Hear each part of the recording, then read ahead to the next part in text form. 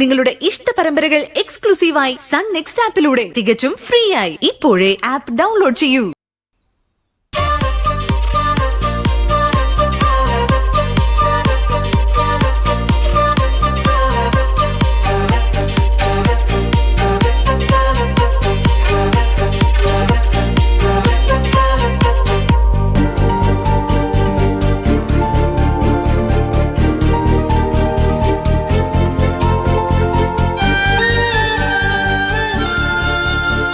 അതെ, ക്ഷമയ്ക്കൊക്കെ ഒരു പരിധിയുണ്ട്.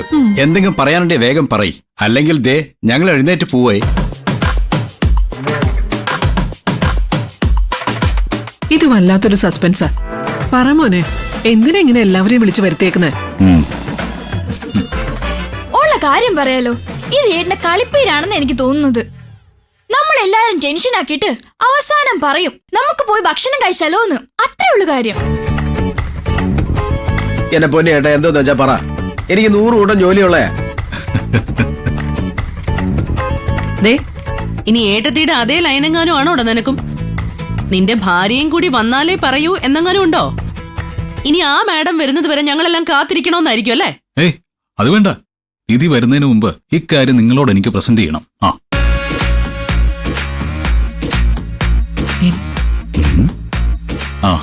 അത് മാത്രമല്ല, ഞാൻ ഈ പറയുന്ന കാര്യം നിങ്ങൾ ആരും നിധിയോട് പറയാനും പാടില്ല.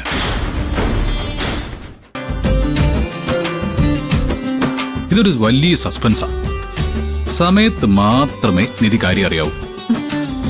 എന്തിനാ മോനെ നിധി അറിയാതെ ഓരോന്ന് പ്ലാൻ ചെയ്യുന്നത്? അതൊക്കെ ഉണ്ട് പാറു. ഏതായാലും ഞാൻ ഈ പറയുന്നതിനെ പാറു എതിർക്കില്ല, അതെനിക്ക് ഉറപ്പാ. ആ ജപ്പാൻ കമ്പനിയുടെ ടെൻഡർ നമ്മൾ എത്രത്തോളം ആഗ്രഹിച്ചതാണെന്നും അത് നഷ്ടപ്പെട്ടു പോയപ്പോ നമ്മളെല്ലാവരും എന്തുമാത്രം വിഷമിച്ചൊന്നും നമുക്ക് എല്ലാവർക്കും അറിയാം. ഇപ്പൊ ആ പ്രോജക്റ്റ് നമുക്ക് തിരിച്ചു കിട്ടിയിരിക്കുക. ദൈവമായിട്ട് തിരികെ തന്നു എന്ന് പറയുന്നതിനേക്കാൾ നല്ലത് നിധി അത് നമുക്ക് നേടിത്തന്നു എന്ന് വേണം പറയാൻ.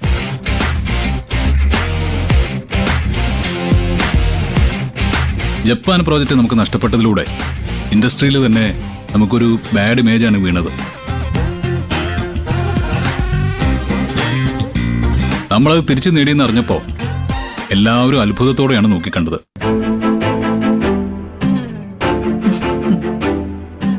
ഞാൻ മനസ്സിലാക്കിയിടത്തോളം നിധിയുടെ ബ്രെയിൻ ഷാർപ്പാണ്. ആരും ചിന്തിക്കാത്ത വഴികളിലൂടെ ചിന്തിക്കാനുള്ള ഒരു ബ്രില്യൻസി നിധിക്കുണ്ട്.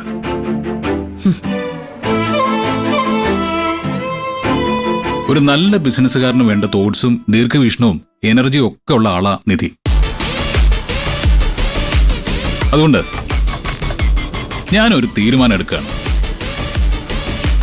ജപ്പാൻ കമ്പനിയുടെ ആ പ്രോജക്റ്റ് നിധി എന്റർപ്രൈസസ് എന്ന പേരിൽ ഒരു പുതിയ കമ്പനി രൂപീകരിച്ച് ആ പേരിലായിരിക്കും തുടങ്ങുന്നത്.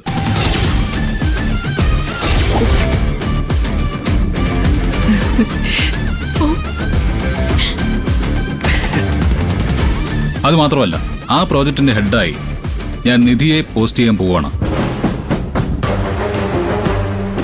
എടമോനെ, ഇതുവരെ നീ എടുത്തതിൽ വെച്ച് ഏറ്റവും നല്ല തീരുമാനം ഇത്. എനിക്ക് എന്തുമാത്രം സന്തോഷായിന്നറിയോ? നീ നിന്റെ അച്ഛനിൽ നിന്നും ബിസിനസ് എങ്ങനെ നോക്കി നടത്തണമെന്നും മാത്രമല്ല പഠിച്ചത്, ഭാര്യയെ എങ്ങനെ സ്നേഹിക്കണമെന്നും സപ്പോർട്ട് ചെയ്യണമെന്നും പഠിച്ചിട്ടുണ്ട്. മിടുക്കൻ. Thank you. All the best Gautam.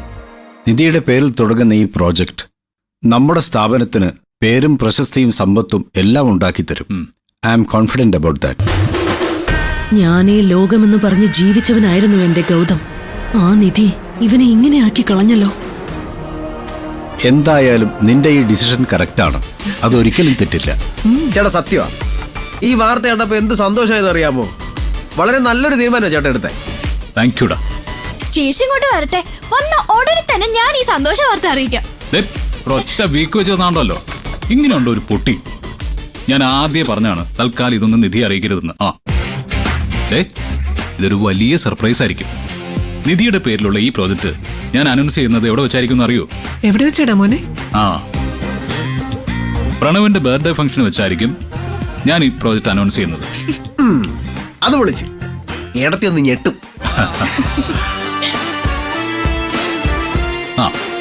എല്ലാവരും അവരവരുടേതായ അഭിപ്രായം പറഞ്ഞു. അമ്മ മാത്രം ഒന്നും മിണ്ടിയില്ലല്ലോ. നീ അതിനെന്നോട് അഭിപ്രായം ചോദിച്ചതല്ലോ, തീരുമാനം അറിയിക്കുകയല്ലായിരുന്നോ ഗൗതം? ഒരു കാര്യം ചെയ്യുന്നതിന് മുന്നേ അത് ശരിയാണോ തെറ്റാണോ എന്ന് ചോദിച്ചാൽ മാത്രം സജഷൻ പറഞ്ഞാൽ മതിയല്ലോ. ഇക്കാര്യത്തിൽ ഇപ്പൊ അതിന്റെ ഒന്നും ആവശ്യമുണ്ടെന്ന് തോന്നുന്നില്ല. പെർമിഷൻ ചോദിക്കലല്ലായിരുന്നു ഇത്, ജസ്റ്റ് ഒരു ഇൻഫർമേഷൻ പാസ് ചെയ്യില്ല, അത്രയുള്ളൂ. That's all.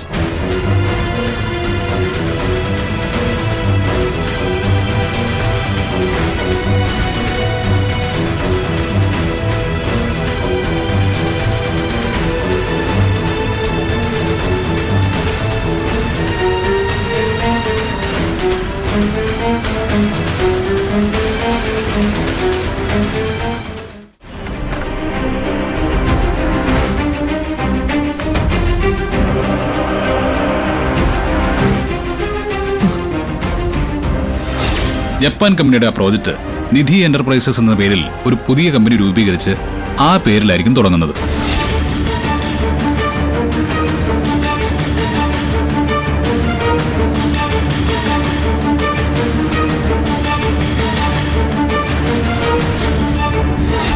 അതുമാത്രമല്ല, ആ പ്രോജക്റ്റിന്റെ ഹെഡായി ഞാൻ നിധിയെ പോസ്റ്റ് ചെയ്യാൻ പോവാണ്.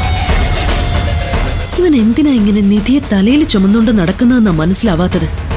അവളെ ആ ഓഫീസിൽ നിന്ന് ഇറക്കിയ പാട് തന്നെ എനിക്ക് മാത്രമേ അറിയൂ.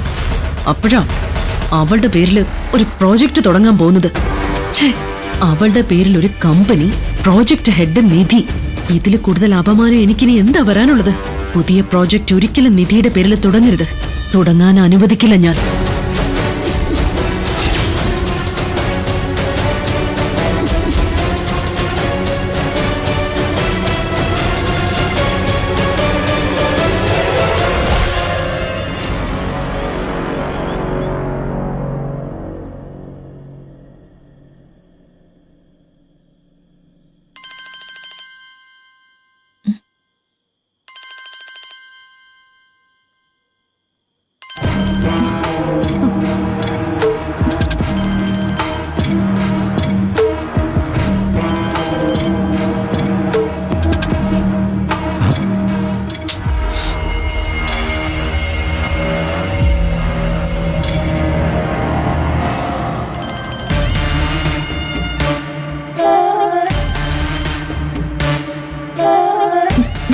നീ എന്തിനാ ഈ നേരത്തൊക്കെ കിടന്ന് വിളിക്കുന്നേ?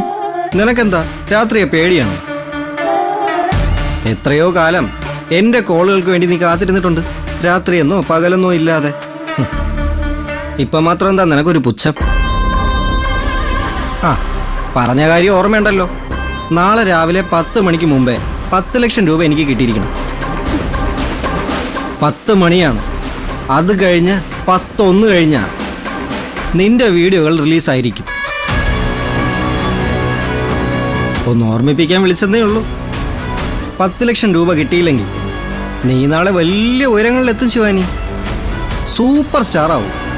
ഓൺ വീഡിയോസിലെ സൂപ്പർ സ്റ്റാർ ആവാൻ കാത്തിരുന്നോ? പണം കൊടുത്തില്ലെങ്കിൽ അവൻ പറഞ്ഞതുപോലെ ചെയ്യും. ഇനിയിപ്പോ എന്ത് ചെയ്യും?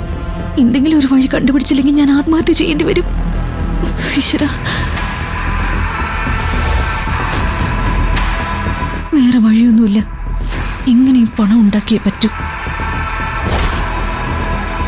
തൽക്കാലം അതേ മാർഗമുള്ളൂ. അമ്മയുടെ സ്വർണം അമ്മ അറിയാതെ എടുക്കണം. അതെടുത്ത് പണയം വെക്കാം. ബാക്കി എന്താണെന്ന് പിന്നെ ആലോചിക്കാം.